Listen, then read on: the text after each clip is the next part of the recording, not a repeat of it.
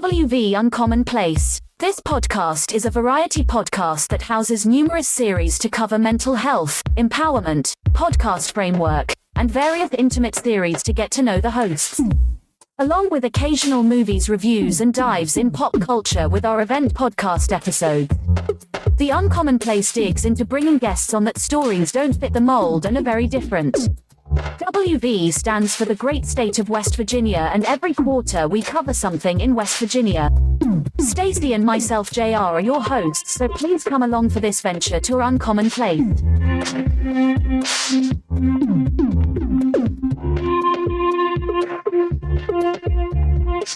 Howdy everybody, this is JR from West Virginia Uncommonplace, and today let's talk about real quick the Nebula Mars 3, built to roam far even to Mars, the world's first truly outdoor projector. Now let's get into a little bit of details about this projector. This projector can do a 200-inch screen anywhere you want it. You can take this anywhere you want to. Also, it has adjustable controls built into the handle. Now don't stop there, you can use it as a Bluetooth speaker, and it has a 40-watt Dolby audio. It also has a built-in power bank of 185 watts. Now, this device has keystone correction, autofocus, screen fit, intelligent environment adaptation, 1,000 ANSI lumens, so you know that you're going to be able to see it pretty good in the dark. It has AI image adjust, auto bright display, water resistant, drop resistant, dust resistant. And here's the great amazing thing that goes along with this: for $1. You can reserve $200 off of the Mars 3, and on July 10th you'll receive an email with a discount code, and they have 13 days to use this. Purchases must be made on cnebula.com or on Amazon, and last bit, a dollar coupon cannot be refunded.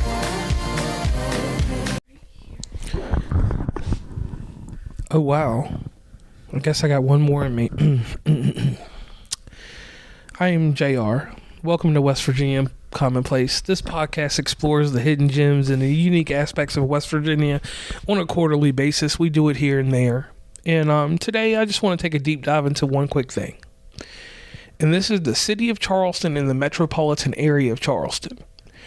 Now, Charleston is an amazing bit here. Charleston, you go out here and you think that the city is going to be, it's made up of really the east to west end, and the north end doesn't make sense where it's located, because to me it's not even the north side of Charleston. And then you have Southridge, you have Dunbar, you have Institute, you have Cross Lanes, you have St. Albans, and then you have all the stuff that where Randy Moss is from, the Rand and all those areas right there. Now, the reason I'm doing this episode is because I want to pay respect to Charleston, because it's the reason why I am the person I am today. I stayed on Virginia Street at some point. I went from Virginia Street to another part of town. Then I went to St. Albans, set up shop in St. Albans. And St. Albans, everything that came to fruition from there has made life amazing. Now, starting off, the first place that you visit in Charleston when you come there is the mall. The mall has gone through an evolutionary stage. When I first came to Charleston, it was an amazing place to go. Over time, they have revitalized and I don't want to say gentrified or anything like that, but I just want to say they revitalized downtown effort to accommodate more stuff with the Civic Center, even the municipal auditorium. They've done things there. So Charleston is the epicenter of the culture. If you want to hear people perform, you want to hear country music, rap music, all that stuff, you can go to Clay Center, you can go to Civic Center.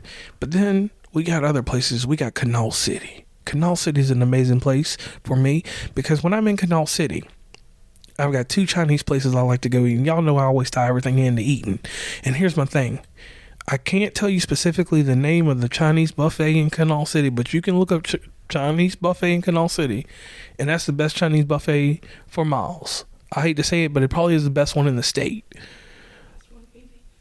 That's the one that me and Stacey go to. Stacey and I, we run that thing when we eat down there. And then, you know, staying in Charleston for a little bit, I found China One. I found China One on my second time staying in Charleston. I didn't know it on my initial run. I found China One because I used to be a walk and roll guy in Main Quang. Main Quang was my spot. You couldn't tell me nothing different. Now, all these Chinese places are great, but China One, no one is equal to them at lunchtime. They have what I consider the greatest lunch special you can get, and it's affordable with all these inflation and all these different things going on.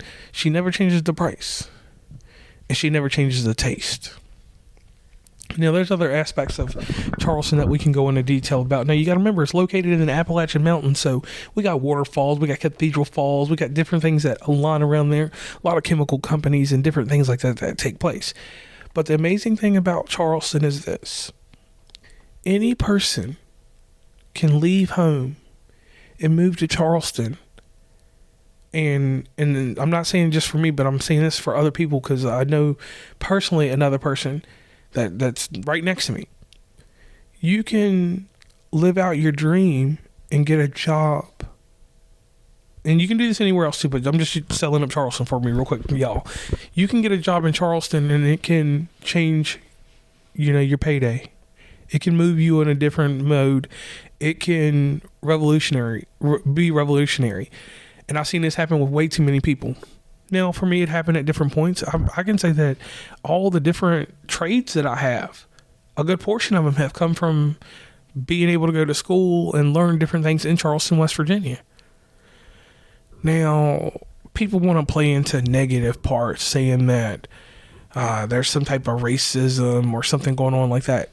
That people can have stories of that because racism and things like that happen all the time. But that's not what I'm here for. What I'm going to say to this is this. Everybody has equal opportunity. I've seen, at least in Charleston, that people of any color can advance and work. Because you see certain people and you're like, man, how'd they get there? Or you see somebody, whatever. But people do, West Virginia or Charleston is a whole different culture from any other city you can go to.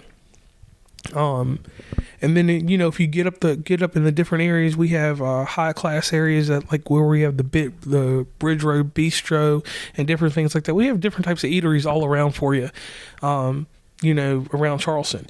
Some key things there is our Clay Center. Our Clay Center, they really work to have innovative things for people to go see and stuff like that. So that's the thing that I appreciate there. And then I actually appreciate the culture from the homeless people to the people that are living wherever they are. Charleston has enough going for it that when you're passing by on Interstate 64, you can drop off and go to Gino's and learn about a pub witch. We even have Giovanni's out there. You can get that Giovanni's off the stretch. And I know I keep going into food people, but I'm a food person. And there's so much different cultural stuff going on. The AAA baseball team has different things going on. There's so much culture there that people sometimes pass it up and don't even know about it because people have these connotations on what West Virginia is supposed to be like. They think that we're just a hick place. And that's not the case. There are tons of people out there being innovative. We have Comic-Cons. We have everything you need around us or near us. And the greatest thing about Charleston is this. It is one of those hubs where you can live in Charleston and be close to everything. And when I say everything, I'm talking about things with a 4 or 5 hour drive or 2 hour drive. North and south, east and west, and at least east and west, you can get out of West Virginia pretty quick, get over to Kentucky and do something, or you can go back to Virginia real quick and get you some whatever you need or wherever you need to go. And then you can come back to Charleston. Or you can just stay in Charleston and see the vast amount of forestry and different activities we've got going on because we have tons of sports complexes. We have every and anything there. It's just people tend to not want to come to Charleston because advertising efforts and different things like that sometimes move people to go to Washington, D.C. or something like that, which I understand all that. But just think about this. You can be wild and wonderful. You can be an amazing place at any time. You can come to our regatta, which is our biggest event in Charleston. We have festival, which is the Taste of Charleston. We have the same culturally active things that you can find in bigger cities. We may not be as eclectic as a New York City or Charlotte, but I'm not going to take away from Charleston. So, in closing and tying this up, take a chance, take some time, go visit Charleston, and I bet you will be amazed. Now, for anybody that's out there and you have been responding to our shows and watching Across Sparrows Under Review and West Virginia Uncommonplace, I want to tell you thank you. And to the city of Charleston and all of our listeners that are around in West Virginia, I want to tell you guys thank you, especially to Charleston, for always being there and being strong with this show. I appreciate everyone and all of you that listen. So, what I'm doing now is this. Until next time, stay curious, keep exploring, and never stop seeking the uncommon. Hi, this is JR from West Virginia Uncommonplace. Today I'm here to talk to you about Edit Pods. Edit Pods is a company that offers pod editing, podcast launch, and social media packages to help you with your everyday needs inside of podcasting. Are you getting stuck? Are you getting in positions where you have to crunch with time? Let Edit Pods help you out and get you on the road to success with your podcast. Now, what you can do is you can use the link in the show notes, and with the West Virginia Uncommonplace portion on there, they will take 10% off of your membership. Once again, Edit Pods to help you with all of your podcasting needs. And I'm JR from West Virginia Uncommonplace. Please follow WV Uncommonplace on Instagram, Tumblr, Twitter, TikTok, where we have some great content, Facebook, LinkedIn. Hit up the merch store at oncommonplace.square.site. Join the email list from the website, and rate, subscribe, and give feedback from your favorite podcatcher. And lastly, thanks for listening, and tune into the next episode.